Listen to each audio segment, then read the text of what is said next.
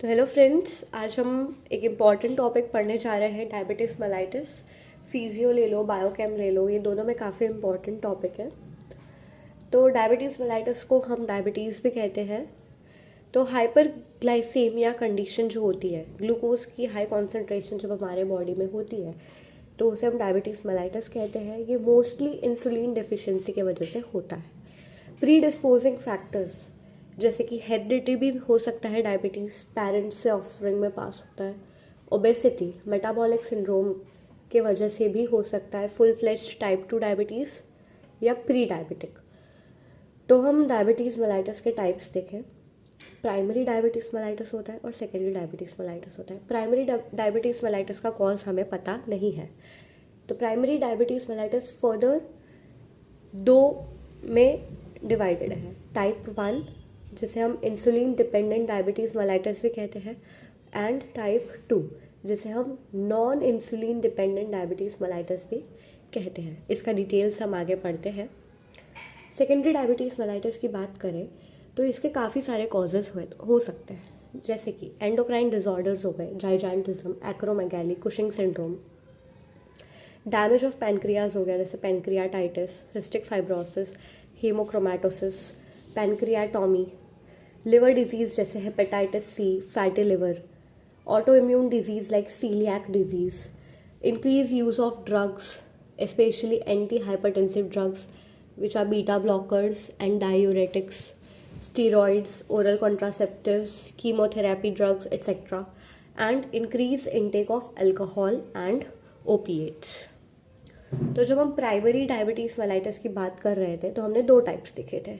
तो अब हमको देखते हैं उनके डिफरेंसेस क्या है बाय कंसिडरिंग सम फीचर्स। तो जनरल फीचर्स की बात करें तो जो एज फैक्टर है, type 1 mostly less than 40 years होता है और टाइप 2 आफ्टर 40 ईयर्स होता है। इसलिए हम टाइप 1 को जुवेनाइल ऑनसेट डायबिटीज़ भी कहते हैं। डिफेक्ट बात करें, इंसुलिन डेफिशिएंसी होती है क्योंकि बीटा सेल का डिस्ट्रक्शन हो जाता है, जबकि टाइप 2 डायबिटीज़ में रेसिस्टेंट टारगेट टिश्यूज़ होते हैं टू इंसुलिन। प्रेवलेंस की बात करें तो type 1 10 to 20% of diabetic population में कॉमन है, जबकि टाइप 2 80 to 90% में कॉमन है। बॉडी वेट की बात करें तो टाइप 1 में लो बॉडी वेट होता है, कोई भी पर्सन थिन एंड लीन होता है, जबकि टाइप 2 में हाई बॉडी वेट होता है, ओबीज या फिर नॉर्मल भी हो सकता है। जीन जिसमें डिफेक्ट होता है वो टाइप 1 में क्रोमोसोम 6 पे लाई करेगा और टाइप 2 में क्रोमोसोम 1 पे लाई करेगा। फैमिली हिस्ट्री टाइप 1 में माइल्ड टू मॉडरेट होती है एंड टाइप 2 में वेरी स्ट्रॉन्ग होती है। हमने ऊपर देखा था ओबेसिटी से फुल फ्लेज टाइप 2 डायबिटीज़ होता है, एंड हेरिडिटी फैक्टर भी देखा था। ड्यूरेशन ऑफ सिम्टम्स की बात करें तो टाइप 1 में सिम्टम्स आने के लिए वीक्स लगते हैं, तो ये रैपिड होता है कंपेयर टू टाइप 2 जिसमें मंथ्स टू ईयर्स लग जाते हैं, तो ये स्लो होते हैं। तो जब हम किसी पेशेंट को देखेंगे तो टाइप 1 में आपको ऑलरेडी सिम्टम्स प्रेजेंट इतने जल्दी नज़र नहीं आएंगे, जबकि टाइप 2 में आ जाएंगे बिकॉज वो over months and years develop हुए हैं। अब क्लिनिकल फीचर्स की बात करें तो प्रेजेंटिंग सिम्टम्स क्या क्या होंगे, तो टाइप 1 में पॉलीयूरिया, पॉलीडिप्सिया, पॉलीफेजिया। सो पॉलीयूरिया होता है increase amounts of urine excretion, polydipsia होता है इंक्रीज थर्स्ट, एंड पॉलीफेजिया होता है इंक्रीज इन एपेटाइट। और टाइप 2 में डिफरेंट कॉम्प्लिकेशंस होते हैं। अक्यूट कॉम्प्लिकेशन की बात करें तो टाइप 1 में कीटो एसिडोसिस होता है, और टाइप 2 की बात करें तो हाइपर ऑस्मोलर कोमा होता है। सो कीटो एसिडोसिस का क्या रीज़न है कि ब्लड में जो ग्लूकोज प्रेजेंट है वो मेटाबोलाइज नहीं हो पा रहा है इंसुलिन डेफिशिएंसी की वजह से, तो हमारे फैट्स मेटाबोलाइज होते हैं जिससे कीटोन बॉडीज़ का फॉर्मेशन होता है। तो कीटोन बॉडीज़ जब हमारे बॉडी में बिल्डअप होते हैं तो उनका राइजिंग कॉन्सेंट्रेशन से कीटो एसिडोसिस होता है। एंड हाइपर ऑस्मोलर कोमा की बात करें तो जब लंबे टाइम तक हमारे बॉडी में ग्लूकोज के लेवल्स हाई रहेंगे तो सीवियर डिहाइड्रेशन होता है और कन्फ्यूजन होता है, जैसे हम हाइपर ऑस्मोलर कोमा टर्म करते हैं। अब बायोकेमिकल फीचर्स की बात करें तो प्लाज्मा इंसुलिन टाइप 1 में कम होगा या एब्सेंट होगा, और टाइप 2 में नॉर्मल भी हो सकता है या ज़्यादा भी हो सकता है।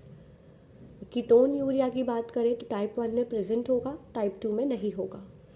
एंड ट्रीटमेंट की बात करें तो ट्रीटमेंट ऑफ चॉइस टाइप 1 में होगा इंसुलिन सप्लीमेंटेशन एंड टाइप 2 में होगा ओरल हाइपोग्लाइसेमिक्स, जैसे एक एग्जांपल है मेटफॉर्मिन। एंड मोर्टालिटी की बात करें तो टाइप 1 की मोर्टालिटी हाई होती है कंपेयर टू टाइप 2 जिसकी मोर्टालिटी लो होती है।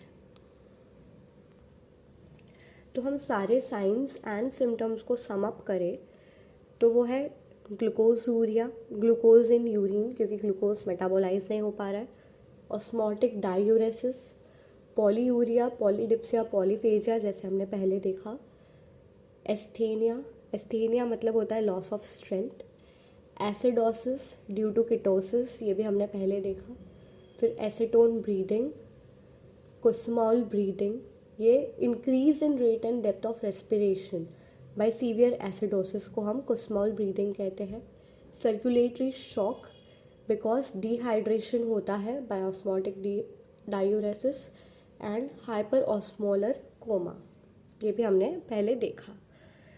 तो जब हम कॉम्प्लिकेशंस की बात करें तो बहुत सारे इन्फेक्शंस के लिए प्री डिस्पोजिशन फैक्टर होता है, जैसे फेगोसाइटिक फंक्शन इम्पेयर हो जाएगा, प्रोटीन डिप्लीशन हो जाएगा, फिर अक्यूट कॉम्प्लिकेशंस जैसे कि ketotic coma, non ketotic hyper osmolar coma, chronic complications हो सकते हैं एथेरोस्क्लेरोसिस बिकॉज फैट डिपॉजिट होने लग जाएंगे ब्लड वेसल्स में जिस वजह से हाइपरटेंशन हो सकता है, मायोकार्डियल इन्फार्क्शन हो सकता है।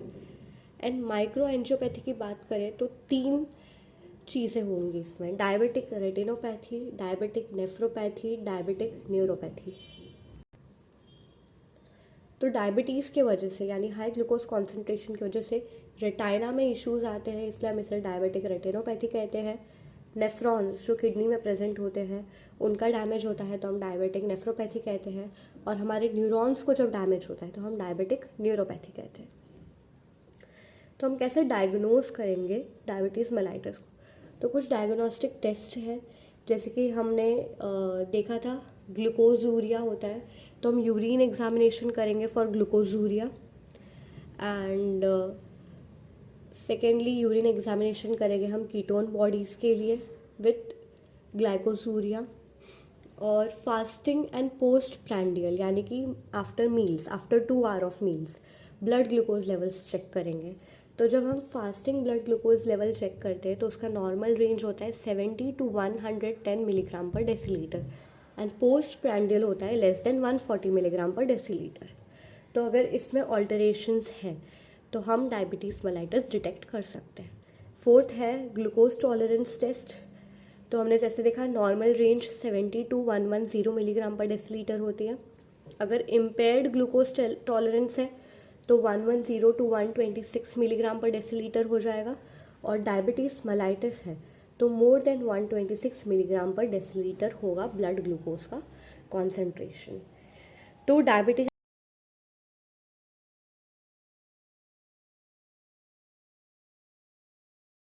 Thank you.